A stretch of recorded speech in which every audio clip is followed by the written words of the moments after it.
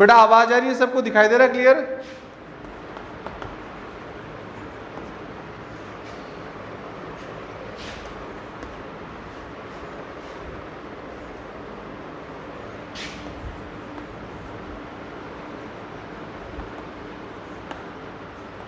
Now today we will start with the coordinate geometry. Correct है? In earlier classes we have studied the geometry which is called Euclidean geometry, and now we will study the analytical geometry in which the position of a point is expressed by the specific number which are called the coordinates, and the lines and the curves so forms are represented by the equations. Due to the use of the coordinate in analytical geometry, this is called the coordinate geometry. Now analytical geometry के अगर अपन किसी भी point का representation, उसके graphical representation को हम क्या कहते हैं? कोऑर्डिनेट सिस्टम कहते हैं. Let's we have to consider एक line, this is a plane X and Y. ठीक है? If there is a two line, one is x dash and the another which is perpendicular to this y dash. आवाज आ रही है सबको? कोई तो बोल के बताओ आ रही है कि नहीं आ रही है? ऑडियो कनेक्ट है कि नहीं? चलो और स्क्रीन सही दिखाई दे रहा है? चलो ठीक है.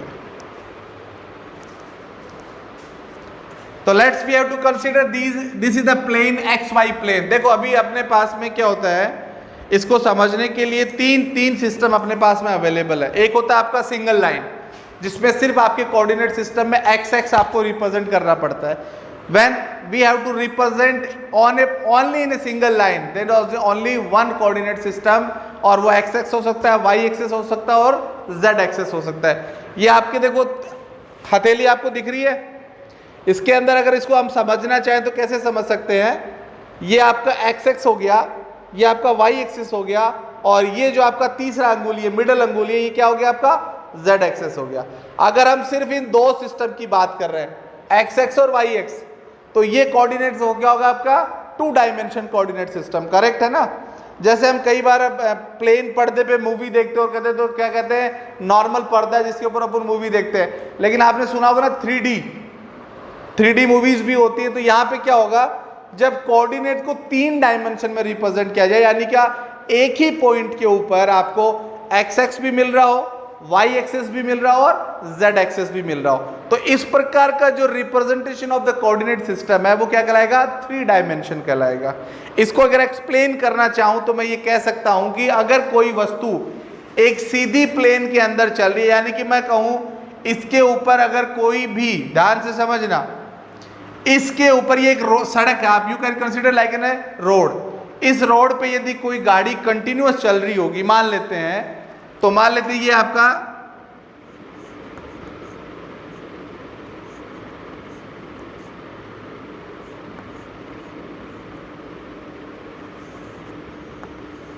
एक गाड़ी है. करेक्ट है?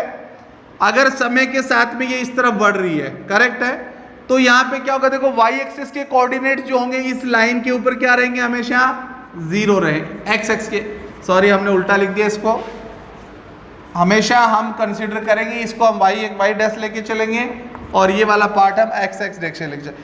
होने को वो भी हो सकता है, पर इंटरनली जब आपको बात करेंगे या आप कहीं भी एक्सप्लेनेशन में जाएंगे या कोई भी क्वेश्चन आप अटेम्प्ट करेंगे तो ये एक स्टैंडर्ड फॉर्म में लिया गया. दिस इज एक्स, क्षैतिज जिसको आप कहते हो ना, ठीक है ना. हॉरिजॉन्टल जो लाइन होगी वो हमेशा क्या रिप्रेजेंट की जाएगी? एक्स, और इस पे परपेंडिकुलरली वर्टिकल जो लाइन होगा आपका वो क्या रहेगा? वाई डैश रहेगा. तो ये क्या हो गया? सिंगल कोऑर्डिनेट सिस्टम हो गया.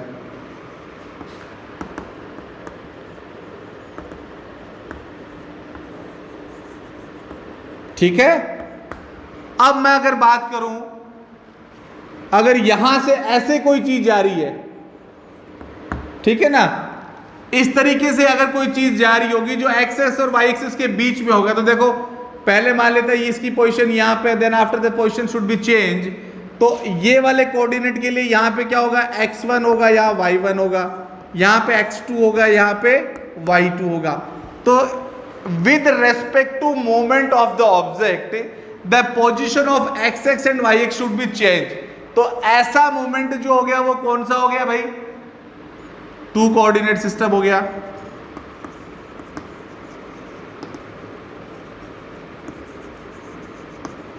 हम 10th स्टैंडर्ड में यही पढ़ेंगे, करेक्ट है?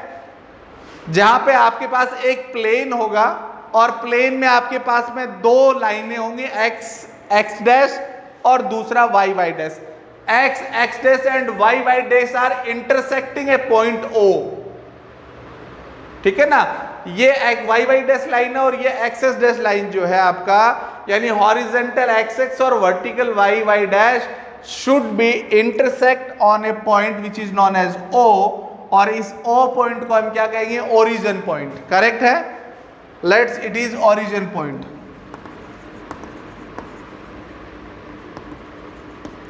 And the coordinates of the origin point should be 0, 0. It should be considerable.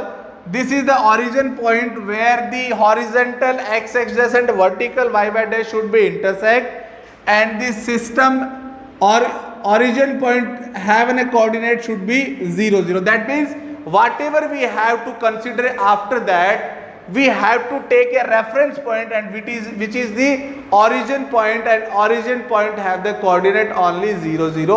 यानी कि आगे चल के जितने भी सिस्टम्स को हम रिप्रेजेंट करेंगे, किसी भी पॉइंट को रिप्रेजेंट करें, उसके लिए हमने कोऑर्डिनेट सिस्टम को एज्यूम किया और उसके लिए एक रेफरेंस पॉइंट मानना जरूरी होता है। अगर मैं ये कहूं कि ए गाड़ी बी की तुलना में बहुत तेज चल रही है, कैसे आइडेंटिफाई करूंगा कि ए तेज है कि बी? रेफरेंस लेना पड़ेगा ना मुझे कि ए की वेलोसिटी 50 किलोमीटर प्रति घंटा है तो बी की कितनी है? 70। तो 50 की तुलना में 70 ज्यादा है, इसलिए बी की स्पीड ज्यादा है, ए की स्पीड कम है। Same thing we have to consider here. If एक पॉइंट पी मैंने कंसीडर किया जिसकी वैल्यूज मैंने 2 और 3 और 5 दी, तो भाई 3 और 5 को मैं कब कंसीडर करूंगा? जब मेरे पास में कोई रेफरेंस पॉइंट होगा कि यहां से मैं चालू करूंगा तो ये 0 हो गया, फिर 1 हो गया, फिर 2 हो गया, फिर 3 हो गया, और इस y एक्सिस पे ये 0 हो गया, 1, 2। तो दोनों लाइनें जहां इंटरसेक्ट करती हैं उसको हम ओरिजिन पॉइंट कहते हैं। This origin point of this coordinate system is known as the origin point and its reference value should be 0, 0. That means value of x should be 0 and value of y should be 0. This is the important point, correct है? अब अगला point क्या आता है? What is the symbolic representation on the x-axis और y-axis? तो ध्यान देना, अगर ये आपका x-axis है, इसके ऊपर ये पॉइंट आपका a डैश है, ये पॉइंट आपका a डबल डैश है, ऐसे a triple dash, a 4 time या a b c d whatever you have to consider, this is your coordinate system. अगर इसकी वैल्यू मैं कंसिडर करूं तो मान लीजिए a1 कितना है? x1 0, a2 की वैल्यू कितनी होगी? x2 0, a3 की वैल्यू कितनी कंसिडर करूं? x3 0, a4 सिस्टम कितना हो गया? x4 0.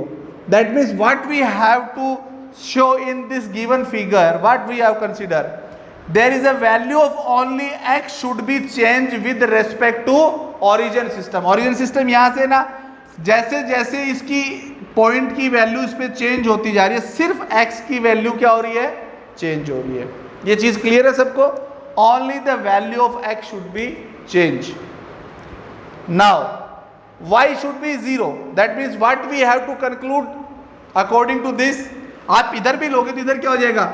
Minus x1 0, minus x2 0, minus x3 0। तो overall what we have to say, x dash 0 x के ऊपर हमेशा what was the value of y should be 0, यानी कि x एक्स की जो लाइन होगी इसके ऊपर y की वैल्यू हमेशा क्या होगी? 0 होगी। शायद ये पॉइंट सबको क्लियर हो गया होगा। मेरी आवाज आ रही है बेटा अभी भी? हाँ। Now let's we have to consider y axis, ठीक है ना? y एक्सिस पे भी ओरिजिन पॉइंट क्या होगा? 0 होगा। Let's we have to consider this point is y1, इसको मिटा देता हूं मैं, इधर से लिखता हूं y1, y2, y3, ये पॉइंट्स आपने कंसीडर किए। y4 what is the coordinate? 0, क्योंकि एक्स एक्स देखो अभी आप कोऑर्डिनेट सिस्टम को कैसे कंसीडर करोगे, जब आप लिखोगे तो पहले वाली वैल्यू हमेशा x को रिप्रेजेंट करेगी और आगे वाली वैल्यू हमेशा y को रिप्रेजेंट। ऐसा नहीं कि जब आप y एक्सिस की वैल्यूज रख रहे हो तो आप बोलोगे कि सर मैं इसको पहले ले लूं y को और इसको ना।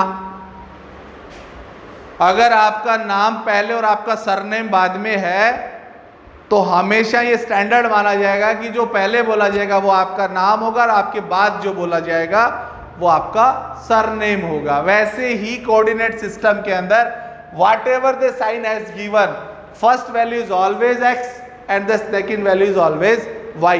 अगर ऐसा होता 7 तो ये हो गया x, ये हो गया y and another is z। 10th के आगे जब 11th 12th पे जाओगे तो आपको 3 डायमेंशन सिस्टम पढ़ना पड़ेगा जहां x y और z की वैल्यू भी आपको कंसीडर करनी पड़ेगी। अब आप बोलो सर ये दो सिस्टम तो हमें समझ में आ गए कि अगर एक ही प्लेन में हम कंसीडर कर रहे हो तब तो x y दोनों की वैल्यू होगी। ये 3 डायमेंशन क्या होगा?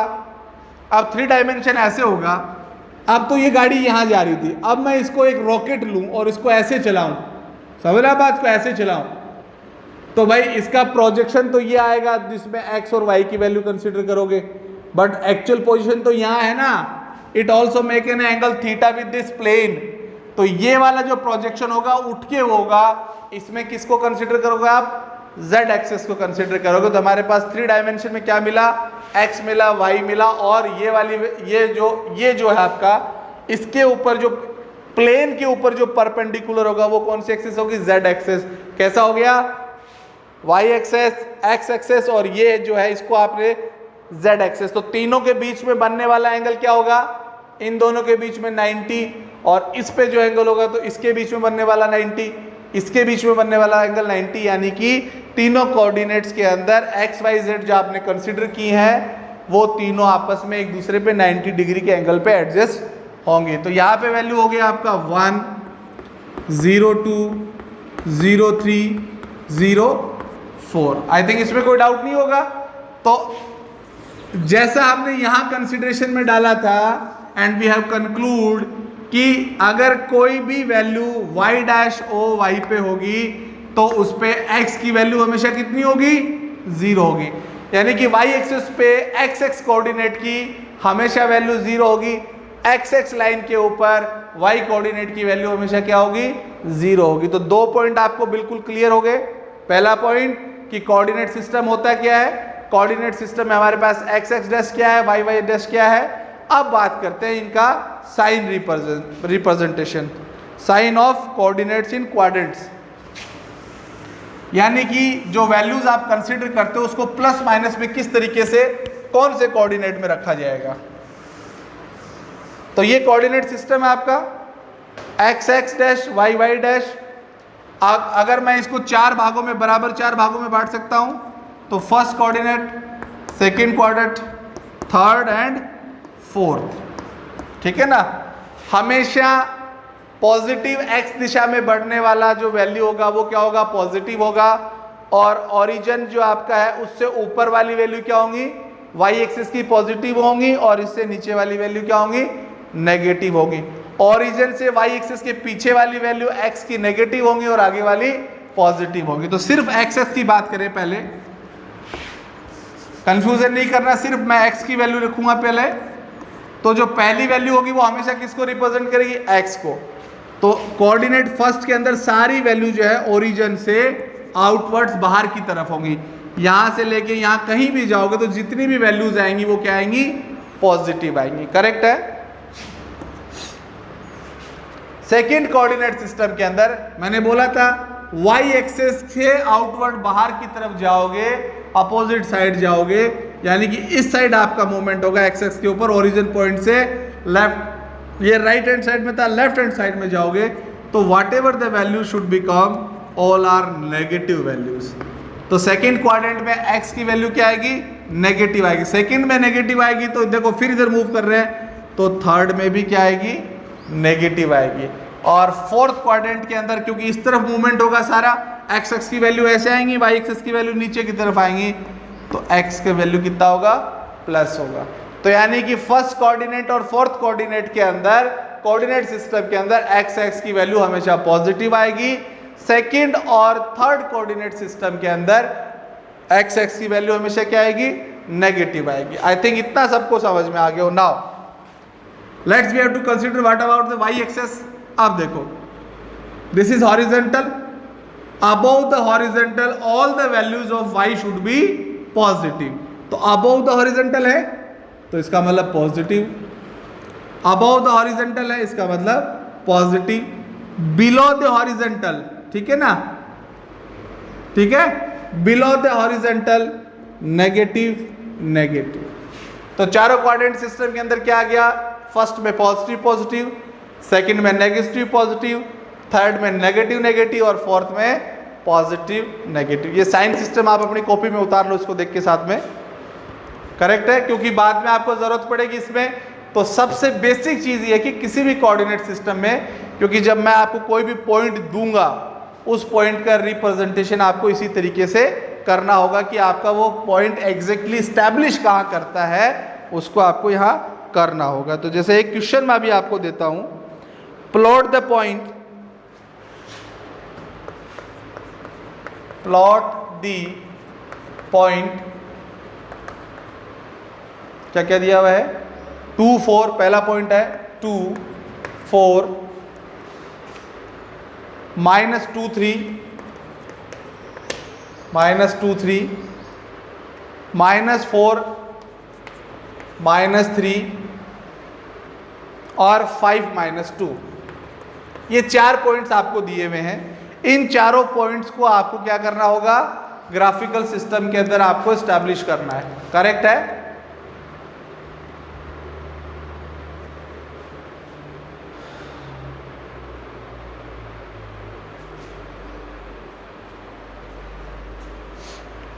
सबसे पहले 2 4 ऑल वैल्यूज आर पॉजिटिव, तो 2 और 4 कौन से कोऑर्डिनेट में आएगा, फर्स्ट कोऑर्डिनेट। तो पहला सवाल मैं आपसे सिर्फ इतना पूछूं कि इनकी सिचुएशन किस कोऑर्डिनेट में होगी, तो पहला फर्स्ट कोऑर्डिनेट में, सेकंड वाला जो आपका है -2 और 3 कौन से है, सेकंड कोऑर्डिनेट में।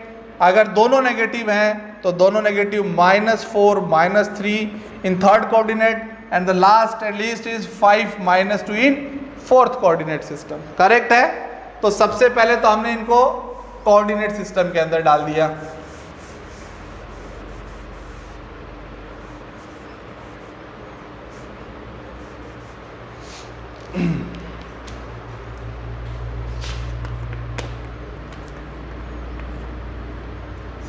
ठीक है, अब आपको ग्राफिकली रिप्रेजेंटेशन करना होगा, ग्राफ की सहायता लेनी पड़ेगी इस प्रश्नावली में आपको। तो ग्राफ में देखो आपको किस तरीके से बांटा होगा, इस लाइन के अंदर ऐसे, डीसी बोर्ड पे हमने 1-2 सवाल पहले किए भी थे। एक थोड़ी मोटी लाइन होगी और उसके बीच में ऐसे 10 पतली पतली छोटी छोटी लाइनें होंगी, 5 10 1 2 3 4 5 वाली बीच में हो तो 1 2 3 4 5, ठीक है। तो आपको ग्राफिकल रिप्रेजेंटेशन करना होगा, 1 big block is equal to, mathematically 1 आप कंसिडर कर लेते हैं, तो ये 1 हो गया, ये 2 हो गया, ऐसे ये 3 4 5 6, करेक्ट है। तो नेगेटिव में जाओगे तब क्या आएगा, -1 -2 -3 -4 -5 -6। ऊपर की तरफ जाओगे तो +1 +2 +3 +4, लिखने की जरूरत नहीं है प्लस, आपको ये वेल अंडरस्टूड है कि ऊपर की तरफ, फिर भी मैं सिर्फ इसलिए ले रहा हूँ कहीं कोई कंफ्यूजन नहीं हो। यहाँ -1 -2 -3 -4 -5, जैसे यहाँ पे ग्राफ की लाइनें होंगी वैसे ही यहाँ पे लाइनें होंगी, ऐसे ही।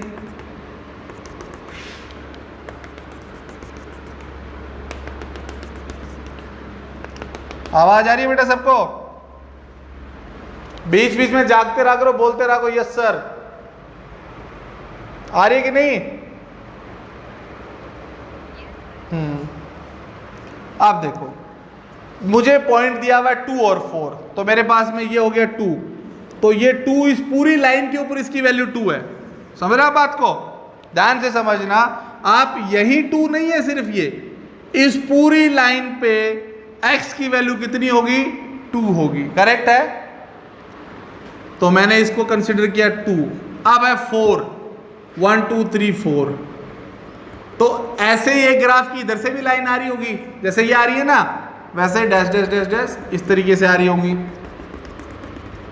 तो जैसे ही आपने ये 4 लिया तो ये जो पूरी लाइन आएगी स्ट्रेट लाइन, इस पूरे के ऊपर y की वैल्यू 4 होगी। बहुत इंपॉर्टेंट, इसको समझ लेना। कई बार हम कंसीडर करते हैं 2 यहां लिया, तो सिर्फ इस पॉइंट को 2 नहीं बोलेंगे, इस पूरी स्ट्रेट लाइन के ऊपर x की वैल्यू हमेशा कितनी होगी, 2 होगी। जैसे यहां पे मैंने y एक्सिस पे कितना लिया, 4, तो ये जो ग्राफ पे ये जो स्ट्रेट लाइन बन रही होगी 4 पॉइंट पे, इस वाले पे, इस पूरी स्ट्रेट लाइन पे y की वैल्यू कितनी होगी, 4 होगी। तो देखो ये दोनों जहां इंटरसेक्ट करेंगे, तो अगर यहाँ 2 है तो x एक्सिस पे यहाँ पे भी 2 होगा, अगर y एक्सिस पे यहाँ 4 है तो y एक्सिस पे इस पे भी 4 होगा। तो ये दोनों वैल्यूज कहाँ आ जाएंगी, 2 और 4। अगर मैं यहाँ कंसीडर करता तो बनी बात है x की वैल्यू तो कितनी आएगी, 2 आएगी, लेकिन y 0 है यहाँ पे, तो ये पॉइंट नहीं है, इस पे पूरे पे x की वैल्यू 2 है और इसके ऊपर पूरे पे y की वैल्यू 4 है। तो दोनों जहां इंटरसेक्ट करेंगे, this is known as the point 2 and 4। किसी को डाउट है इसमें? दिव्या, लोकेश, अनुज, नीतू, प्रिया, प्रिया की आवाज नहीं आ रही मेरे पास, है क्या? वो ऑनलाइन है क्या अभी? तो बेटा यस, अभी मैं इतनी देर से बोल रहा हूं, मेरा गला सूख गया, तो तुम लोग मेरी आवाज सुन के यस नो तो बोल सकते हो ना। चलो, सेम पॉइंट आपका 2 और -2 एंड 3, तो ये -2 हो गया, ये वाला पॉइंट 3 हो गया, इस पूरे के ऊपर -2 है वैल्यू और इस पूरे पे 3 है, तो ये पॉइंट कहां आ गया, -2 एंड 3। करेक्ट। ऐसे ही अगला पॉइंट क्या है आपका, -4 -3, तो ये -3 है आपका और ये -4 है। जहां दोनों इंटरसेक्ट करेंगे ये पॉइंट क्या आ जाएगा, -4 -3, पहले वाला x को रिप्रेजेंट करेगा, अगले वाला y को रिप्रेजेंट करेगा। सेम आपका फोर्थ क्वाड्रेंट में कितना हो जाएगा, दिस इज 5, तो ये 5 हो गया x एक्स पे, -2, ये -2 हो गया, ये इधर चला, ये इधर चला, दोनों जहां इंटरसेक्ट करेंगे ये पॉइंट आ गया 5 -2। क्लियर है? तो ऐसे कोई भी पॉइंट अगर आपको ग्राफिकली रिप्रेजेंट करना हो तो इस कोऑर्डिनेट सिस्टम में आप इसको इस तरीके से रिप्रेजेंट कर सकते हो। खुद से आप, बुक में तो आपको प्रैक्टिस में दिया ही होगा, डेफिनेट बात है, बट अगर मैथ्स पे कंट्रोल करना है तो अब आप खुद से अपने लिए कोई ना कोई पॉइंट्स को डिटरमाइन करो। आपको दिया 2 4, मैंने कहा -7 और 9 थोड़ा बड़ा मत लेना, क्योंकि ग्राफ के अंदर फिर आपको थोड़ी दिक्कत आएगी। वैल्यूज 5 से आसपास से या इससे नीचे ही रखना, ताकि जब आप ग्राफ बनाओ तो आपको दिक्कत नहीं आएगी। क्योंकि फिर वो ग्राफ में अगर 0 से आप कंसिडर करो तो शायद एक साइड आप 8 ले सकते हो, दूसरी साइड भी 8, 16 से ज़्यादा की वैल्यूज में निकालना थोड़ा मुश्किल हो जाता है। फिर आपको क्या करना पड़ेगा, छोटे लेने पड़ेंगे।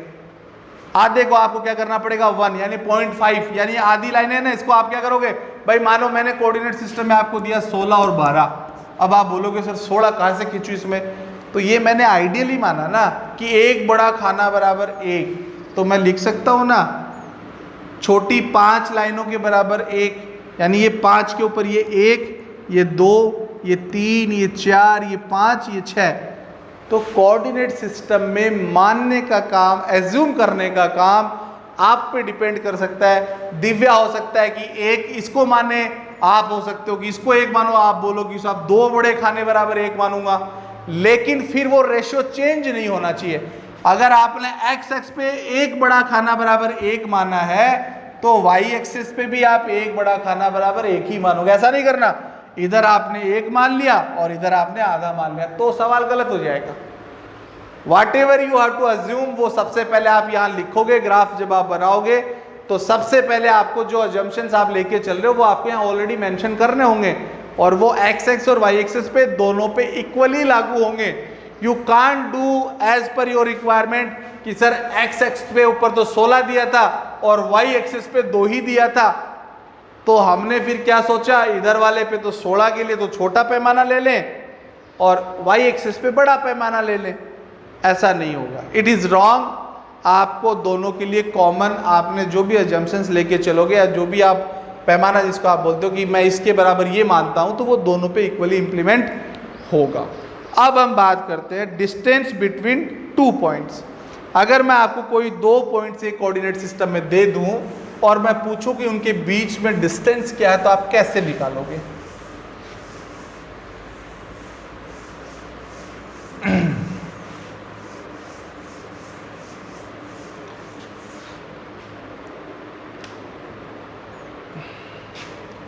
Now we have to consider a coordinate system.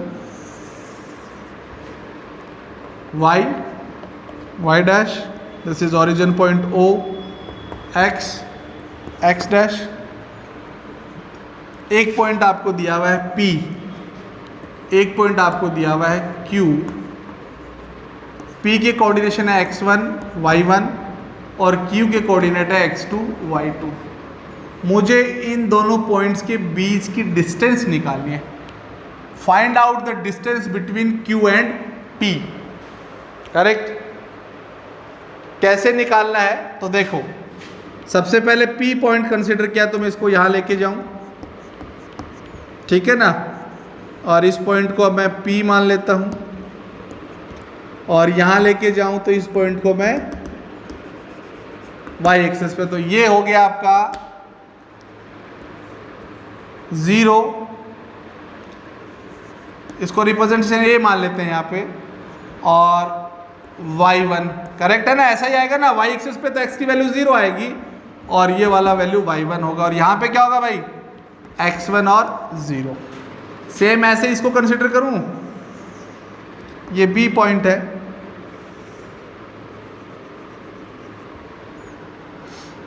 B point के कोऑर्डिनेट हो गए x2 0, और इधर जब इसको लेके आऊंगा तो इसके पॉइंट क्या हो गए 0 y2। मुझे ये निकालना है। करेक्ट है गायत्री?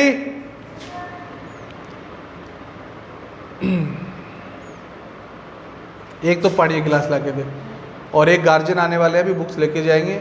सोनू मैडम ने बोला तेतरा से साक्षी को ही है, वेट करे 12 बजे तक आएगा, जरूरत करे तो फोन कर लो दोबारा। करेक्ट है बेटा? आप देखो, ये एक ट्रायंगल बन गया आपका, करेक्ट है, और ये कौन सा ट्रायंगल बन गया आपका, जिसमें एक एंगल 90 डिग्री का है। तो मैं इसमें पाइथागोरस प्रमेय लगा सकता हूं ना, this PQ square is equal to, इसको मैं C मान लेता हूं।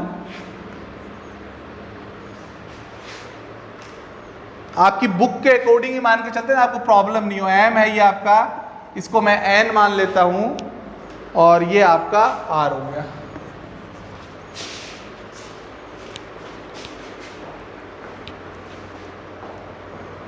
इसमें रिकॉर्डिंग चल रही है मोबाइल में।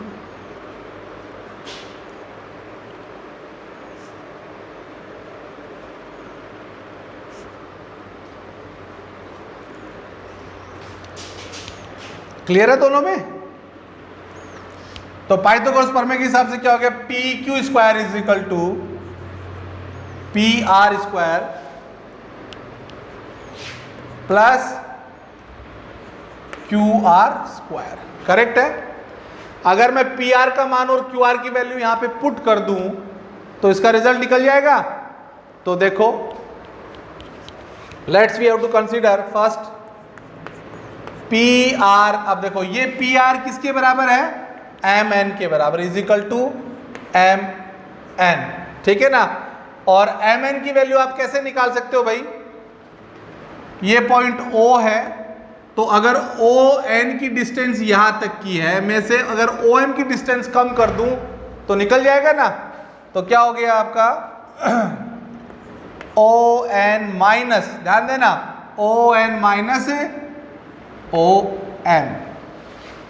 अब भाई ओ एन की वैल्यू कितनी है, यहां से इस कोऑर्डिनेट की वैल्यू कितनी है, x2 है ना, x2, और इस कोऑर्डिनेट की वैल्यू कितनी है, x1 माइनस x1। तो मेरे पास पी आर की वैल्यू कितनी आ गई, which is equal to M N is equal to x2 minus x1। समझ गए बात को, इसमें किसी को डाउट तो नहीं है। ये वैल्यू मैंने निकालने के लिए क्या करना पड़ेगा, यहां से मैं 0 0 से लेके चलता हूं कि इसकी वैल्यू x2 है यहां तक और इसकी वैल्यू x1 है। इस टोटल वैल्यू में से if I have to minus this value, तो हमारे पास सिर्फ क्या बचेगा, mn ही बचेगा ना। यहां तक वाली दूरी में से ये दूरी अगर मैं कम कर दूं तो what we have to get finally, अंत में हमें क्या रिजल्ट मिलेगा, the distance between m and ये डिस्टेंस आपको मिलेगा, पी आर एम एन हो गया। ऐसे ही सेम पॉइंट में कंसीडर करूं यहां पे which is equal to Q R. तो भाई क्यू आर की वैल्यू कितनी होगी, कैसे निकालेंगे क्यू आर की वैल्यू, दिस क्यू आर आपको निकालना है। तो मैं ऐसे करूं, यहां से ये वैल्यू टोटल कितनी है, एन क्यू है, ठीक है ना, this is an Q, sorry हाँ एन क्यू माइनस, अगर मैं आर एन कर दूं, ठीक है, तो मुझे ये वैल्यू मिलेगी।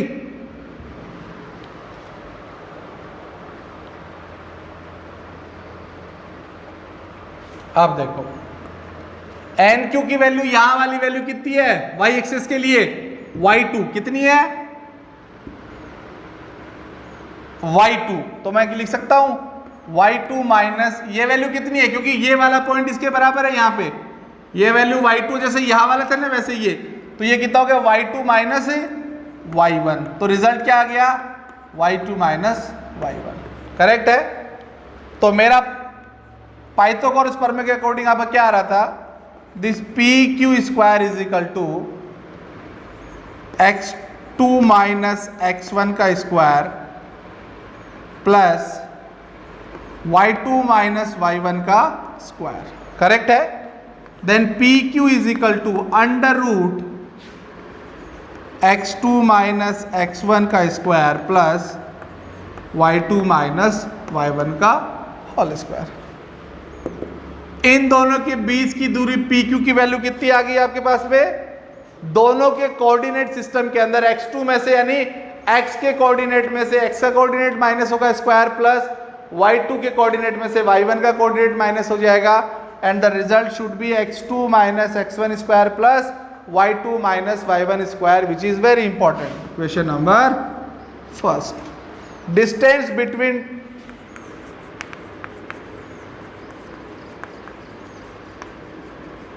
between 2 points।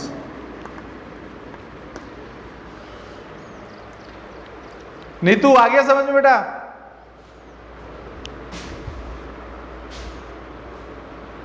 नीतू समझ में आया बेटा,